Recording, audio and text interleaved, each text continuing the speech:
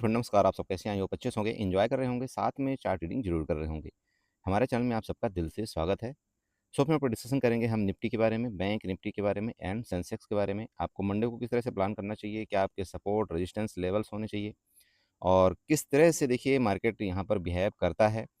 सब कुछ यहाँ पर बारी-बारी से आपको बताने की कोशिश करेंगे। जैसे कि हमारा कल का डिस्कशन क्लियर था देखिए कि मार्केट ने यहाँ पर क्या किया है, थकावट महसूस किया है ना? यही बात वर्ड हमने आपको 3 बार बताया था कि देखिए मार्केट थक रही है और बार-बार लोगों को यहाँ पर कॉल की तरफ अट्रैक्ट कर रही है और जिस दिन भी गिरेगी वो हो सकता है कि ये 3 दिन की आपकी जो भी मार्केट में मूवमेंट आई है, वो 1 दिन के अंदर मार्केट आपका फिनिश कर दे और कर सकते हैं। आप यहाँ पर देखिएगा मार्केट ने क्लोजिंग दिया था लगभग आपका 24,200 के आसपास और मार्केट ने एक ज़बरदस्त गैप डाउन ओपनिंग दिया लगभग आप ये कह सकते हैं 24,000 के आसपास, ठीक है? और यही हमारा क्लियर डिस्कशन था। उसके बाद आप देखिए मार्केट ने जो लो लगाया आज का वो 23,930 का लो लगाया। मैंने आपको क्या बताया था कि 23,930 हमारा सपोर्ट होगा। अगर गलती से मार्केट इसके नीचे सस्टेन कर गई तो नेक्स्ट आपको जो सपोर्ट मिला है वो आपका 23,830 का मिल रहा है। इसके बाद आपको ये तीनों दिन का जो यहाँ पर मार्केट ने मूवमेंट किया था, वो तीनों दिन का 1 दिन के अंदर आपको पूरा कर देगा। अब बताइए, क्यों ऐसा मैं बोलता हूँ? देखिए चार्ट जब आप सीखते हैं, जब आपको ये पता लगने लगता है कि नहीं मार्केट किस तरह से काम-काज करती है, मार्केट का किस तरह से बिहेव है, तब आपको ऑटोमेटिक चार्ट के माध्यम से थोड़ा बहुत पता लगने लगता है। मैं ये बिल्कुल नहीं बोलता कि नहीं मार्केट हमेशा उसी तरह से काम करती है। लेकिन मैक्स टाइम अगर आप यहाँ पर प्रॉफ़िट बुक करना जानते हैं, अगर आपको ये लगता है कि हाँ, मैं इतने में प्रॉफ़िट बुक कर लूँगा, देखिए मार्केट आपको मौका देती है। मार्केट मौका छीनती किससे है? अगर आप मेरे से पूछे जस्ट मैं आपको ये बताना चाहता हूँ देखिए, मार्केट उससे मौका छीनती है जो यहाँ पर वो ये चाहता है कि नहीं मैं तो इस जगह में कोई चीज़ बाय किया हूँ और जा कर के मैं यहाँ पर ही एग्ज़िट करूँ। ठीक है? या मैं यहाँ पर भी एग्ज़िट ना करूँ, मुझे तो यहाँ पर बस 24,500 का ही एक रेजिस्टेंस लेवल दिखाई देता है, उससे मार्केट मौका हमेशा छीनती है। देखिए, आपके पास हिम्मत कितनी है आपके कैपिटल की रक्षा करने के लिए? आपके पास हिम्मत कितनी है आपके कैपिटल को प्रॉफ़िट बनाने के लिए? हिम्मत से ये मतलब नहीं होता कि नहीं आप यहाँ पर एक बार पोज़ीशन बना लिए तो अपने एसएल में अड़े रहिए कि नहीं मैं तो एसएल ही दूँगा। तो वो तो मार्केट आपका काम ही है मार्केट का बार-बार एसएल लेना।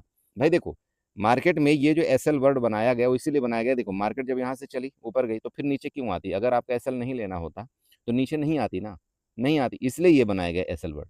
तो एसएल ना देने का सबसे बेहतरीन तरीका क्या है कि अगर आपने सही जगह एंट्री किया है, आपका काम क्या होता है सीधे जो आपका पैसा है उसके परसेंटेज के मुताबिक आप अपने प्रॉफ़िट को बुक करना सीखिए, उसके बाद नेक्स्ट जो ट्रेड मिलेगा, उस ट्रेड में हम दोबारा एंट्री कर लेंगे। यही मार्केट का फंडा है। अगर आपको ऐसा लगता है कि नहीं मैं तो 20,000 ही कैपिटल रखा हूँ और 20,000 में यहाँ पर मैं एंट्री करूँ, इसके बाद मैं 20 को 40 बनाऊँ, देखिए 1 दिन में ये कभी पॉसिबल नहीं हो पाएगा। और अगर पॉसिबल हुआ भी तो फिर आप ये समझ सकते हैं कि वो फिर आपको बहुत बड़ा लॉस करके हर महीने मार्केट आपका कमर तोड़ती जाएगी और जब उस दिन का इंतज़ार होगा, मतलब जब आपका बड़ा प्रॉफ़िट देगी, तब आप मार्केट में रह नहीं पाएँगे और पैसा आपके पास होगा नहीं। देखिए, मार्केट का सिंपल फंडा है, आप मार्केट में बने रहेंगे, तो आपको बहुत सारी अपॉर्च्युनिटी मिलेगी और बने रहने के लिए यही है कि आप बार-बार एसएल ना दें, बड़ा एसएल ना दें, नहीं तो कोई फ़ायदा नहीं है। ठीक है? ओके, चलिए अभी बात करते हैं सीधे मंडे के लिए। मंडे में सिंपल देखिएगा मार्केट में क्या हो रहा है लास्ट टाइम में एक आपकी देखिए हर जगह आपकी बाइंग आ रही है। चाहे आप जिस भी दिन का आप यहाँ पर लेटेस्ट टाइम का चार्ट देखिए लास्ट में एक ज़बरदस्त बाइंग आती है। बाइंग आने के बाद क्या करती है मार्केट या तो रेंज में खुल कर के नीचे जा रही है या तो मार्केट आपकी क्या कर रही है गैप डाउन ओपनिंग दे दे रही है। तो मैं ये नहीं बोलता हूँ कि यहाँ पर अगर किसी ने पोज़ीशन बनाया होगा तो वो ठीक नहीं है, मैं ये नहीं बोल रहा हूँ। लेकिन देखिए, कभी भी ना आपको ओवरनाइट वो भी जब 2 दिन की यहाँ पर छुट्टी हो, तो आपको इतना बड़ा रिस्क लेकर के नहीं जाना चाहिए अगर आप यहाँ पर सी साइड आप गए हैं तो। गए हैं कोई दिक्कत नहीं है, मैं ये बिल्कुल नहीं बोल रहा हूँ कि नहीं आपने अच्छा नहीं किया क्योंकि कैंडल एक ज़बरदस्त बनी और कैंडल इतनी बड़ी बनी है कि इसने पूरे दिन का जो वोलेटिलिटी है, एक ही कैंडल में इसने कवर कर दिया है। अच्छी कैंडल है, हेल्दी कैंडल कोई शक नहीं है। लेकिन मैं फिर आपको यही समझा रहा हूँ देखिए, 2 दिन की छुट्टी के बदौलत मैं आपको ये बोलना चाह रहा हूँ, ऐसा आपको रिस्क नहीं लेना चाहिए, ख़ास तौर पर नेक्ड सी की तरफ तो बिल्कुल जाना ही नहीं चाहिए। अगर आपको जाना भी है, अगर आप यहाँ पर 24,000 वाली आप सी मान लीजिए कि आप यहाँ पर ओवरनाइट के लिए बाय करते हैं, तो आपका सबसे पहला दूसरा यहाँ क्या होना चाहिए कि भाई मैं लगभग 23,900 वाली सी को एक बार सेल कर दूँ। आपका यहाँ पर लॉस जो है लिमिटेड हो जाएगा और आपका प्रॉफ़िट भी एक लिमिटेड हो जाएगा, दिक्कत कहाँ है? देखिए, हम किस लिए आए हैं मार्केट में? हमारा लॉस बड़ा ना हो। लेकिन मैं ये देखा हूँ कि यहाँ पर मैक्स लोग मार्केट में पता है किस लिए आए हैं? नहीं सर मुझे लॉस से मतलब नहीं, मुझे प्रॉफ़िट से मतलब है। और वही लोग लॉस करते हैं जो सिर्फ और सिर्फ यहाँ पर प्रॉफिट की बातें करते हैं। ये आप ध्यान में रखिएगा। चलिए, तो फाइनली आपका देखिए रेजिस्टेंस है, एक रेजिस्टेंस आपका 24,040 के आसपास है, वो मैं आपको बना करके दे देता हूँ। चलिए, ये वाला आपका रेजिस्टेंस है, ध्यान रखिएगा। देखिए यहाँ पर, ये देखिए, ये बिग देखिए, ये बिग देखिए, यहाँ पर आपको सारी की सारी बिग बनी हुई है। ये आपका एज ए रेजिस्टेंस है 24,040 का, ठीक है। ये आपकी एक रेंज बन चुकी है यहाँ तक, ये देखिएगा, ये और ये यहाँ पर आपका एक रेंज है, मतलब 24,000 नीचे का सपोर्ट जोन, 24,040 आपका ऊपर का रेजिस्टेंस जोन है। अब अगर इस रेंज में मान लीजिए मार्केट कल ओपन होती है, फिर इसका ब्रेकआउट करता है, मतलब आज के हाई का, ठीक है।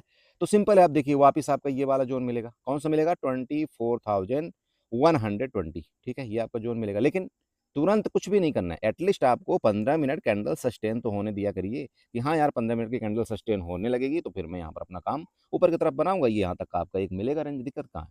ओके, दूसरी बात कर ले।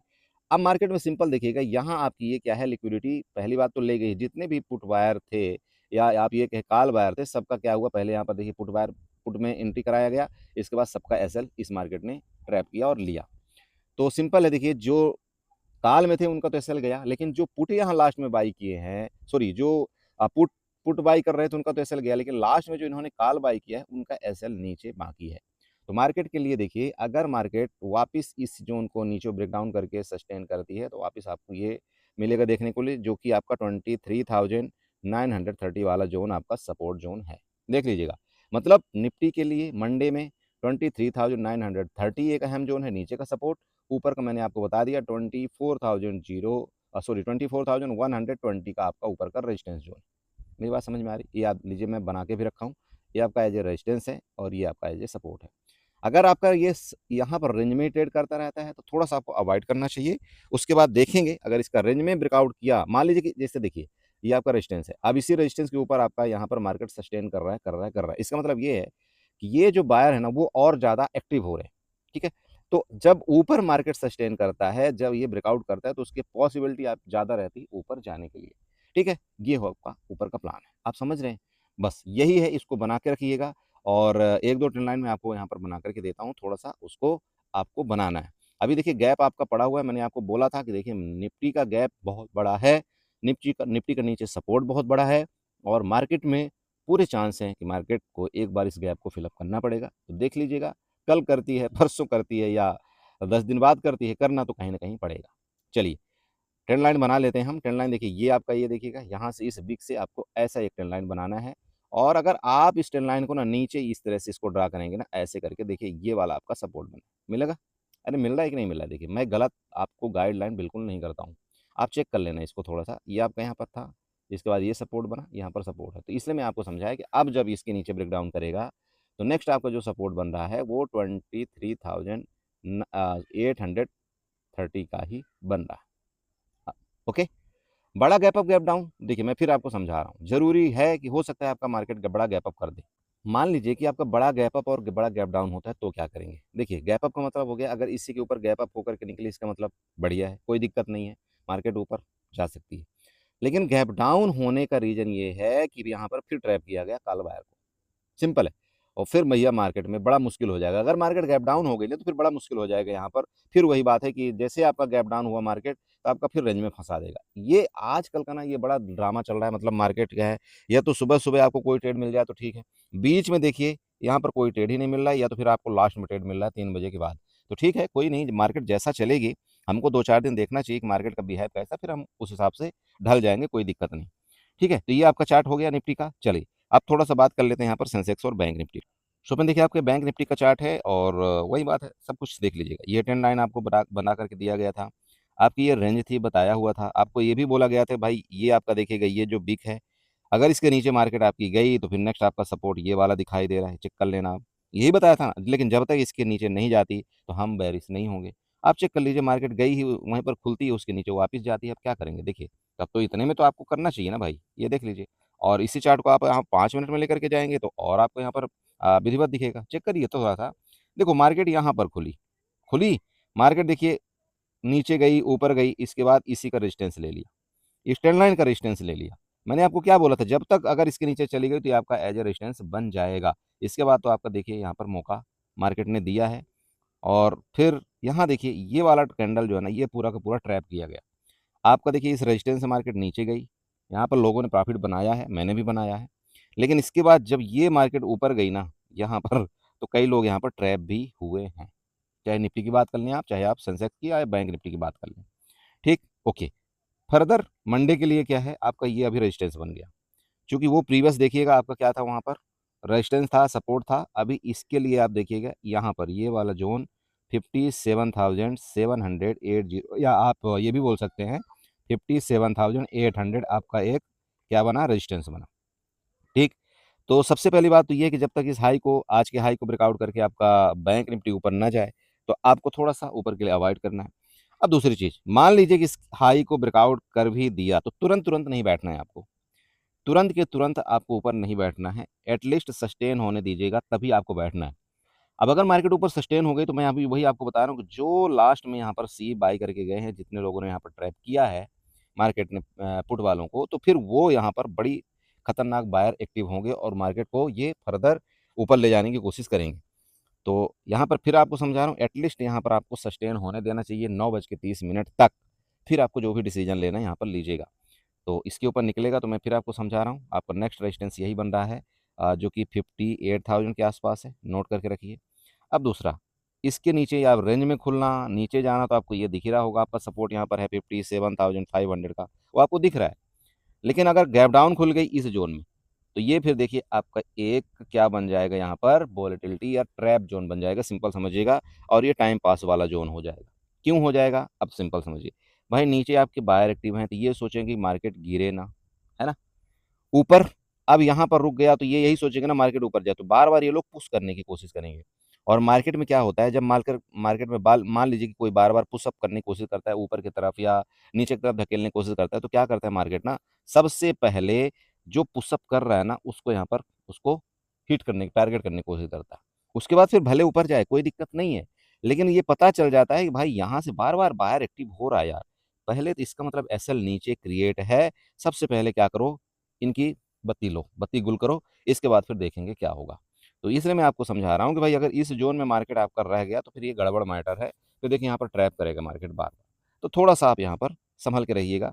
फिर देखेंगे बाद में कि क्या यहाँ पर नीचे आता है या ऊपर जाता है, थोड़ा सा असमंजस वाला हो जाएगा। लेकिन डायरेक्टली इसके ऊपर खुलना और फिर निकलना, ये बढ़िया मूवमेंट मिलेगा। या तो यहाँ पर गैप डाउन आपका मार्केट दे और फिर आपका नीचे जाए, तो आपका इधर वाला मूवमेंट, ये ट्रेंड लाइन आप बना लीजिएगा। ये मैंने आपको ट्रेंड लाइन बहुत पहले बना करके दिया हुआ है। यहाँ तक का आपका मूवमेंट नीचे का है 57,400 तक का।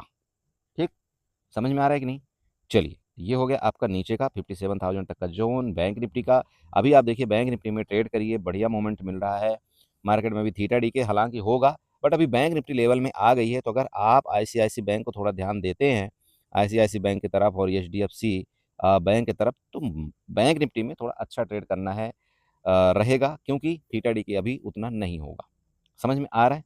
चलिए, तो ये हो गया आपका बैंक निफ्टी का चार्ट ऊपर का। मैं फिर आपको समझा रहा हूँ, देखिए आपका ये वाला रेजिस्टेंस है, यहाँ पर ये वाला आपका सपोर्ट है। 2 बार बता दिया, 3 बार बता दिया, ध्यान रखिएगा। यहाँ पर रेंज में खुल करके ऊपर निकलेगा तो यही मिलेगा, नीचे जाएगा तो फिर आपको ये वाला जोन 57,400 नोट करके रखिएगा। अब गलती से अगर इसके नीचे चला गया, जो कि 57,400 के नीचे, तो फिर बड़े भैया यहाँ पर 57,000 का ही सपोर्ट लेवल दिखाई दे रहा है।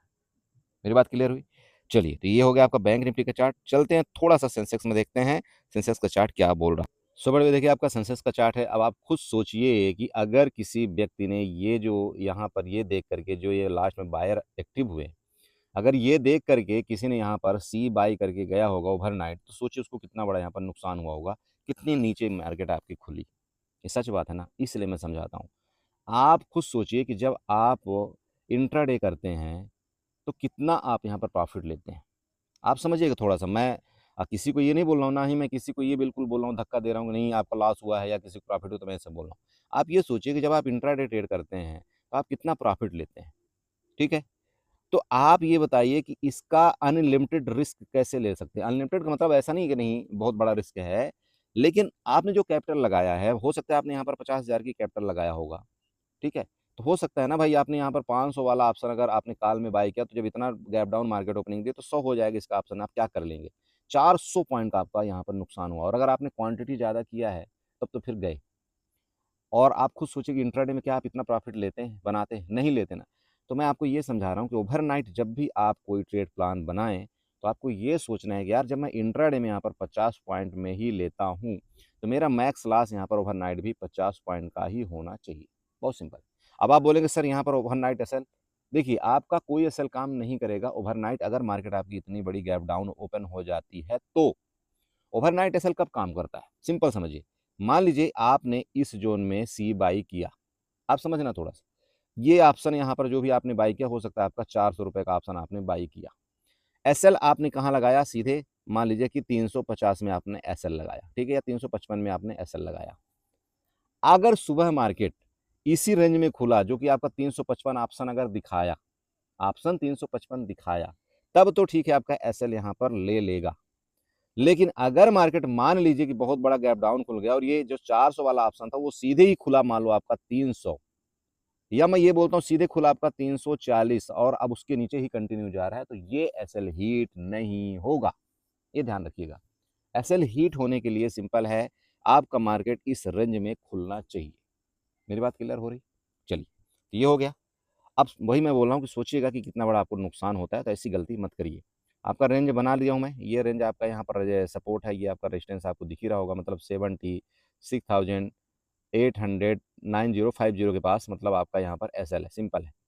सपोर्ट ये देखिएगा नीचे आपका 76,600 के पास आपका सपोर्ट है, ऊपर ये रेजिस्टेंस मतलब एसएल है। एसएल में ये इसलिए बोल रहा हूँ, सिंपल समझिए। देखिए, अब आप बोलेंगे सर ये वर्ड क्यों आप यूज कर रहे हो एसएल? अब एसएल देने के कई रीजन है। देखिए, आप इधर आइए, चार्ट में मार्केट आपके नीचे गई थी, फिर ऊपर गई, फिर नीचे गई। मैं वही आपको समझा रहा था अभी बैंक निफ्टी में कि जब मार्केट कोई नीचे बार बार पुशअप करता है ना, देखिए यहाँ पर भी पुशअप की गई, यहाँ पर भी पुशअप की गई, यहाँ पर भी नीचे के लिए की गई, किया ना पुश डाउन। अब देखिए, तो ये क्या कर रहा था, मार्केट ऑपरेटर बार बार ऑब्जर्व कर रहा था, यार बोला बार बार यहाँ से पुट बायर लोग एक्टिव हो रहा है, तो इनको क्यों ना यहाँ पर क्या किया जाए, थोड़ी सी लंका लगा दी जाए। ठीक है, तो ये लास्ट में इन्होंने क्या किया, इनका एसएल लिया। अब ये समझना, कंसेप्ट पूरा क्लियर समझ लो, इसलिए मैं आपको एसएल वर्ड बोल दिया हूँ।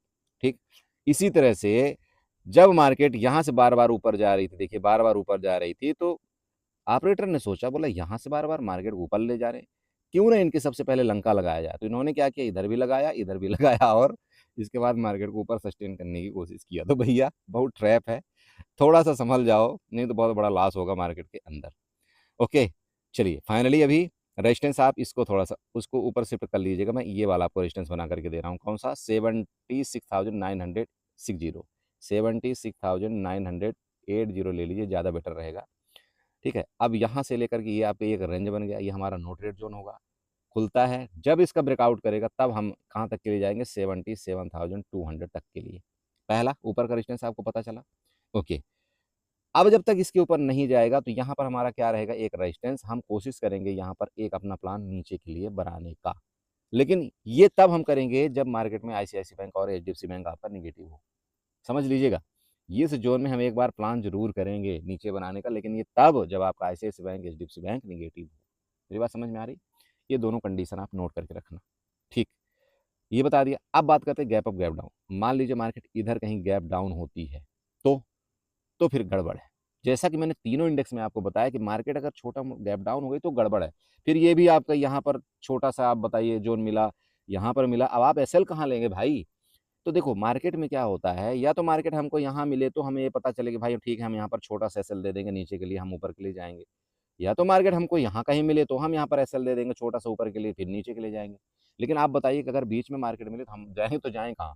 अरे समझते हो, आपने कई बार मेरा देखा होगा चार्ट बनाने का स्टाइल, मेरा यही होता है। मेरा एसएल क्यों बहुत छोटा होता है? सिंपल है, देखो, मार्केट मेरे तरफ से कहीं भी मूवमेंट करते रहे, मुझे कोई फर्क नहीं पड़ता। जब तक मेरे जोन में मार्केट नहीं आएगी मैं ट्रेड नहीं करूंगा, इसलिए मेरा एसएल हमेशा छोटा होता है। ये आपको बात ध्यान रखना है। तो यही मैं आपको समझाता हूँ कि जब तक कोई रेजिस्टेंस ना मिले, जब तक कोई सपोर्ट ना मिले, तो आपको यहाँ पर ट्रेड नहीं करना चाहिए मार्केट में। मार्केट चलने तो कोई फर्क नहीं पड़ रहा है।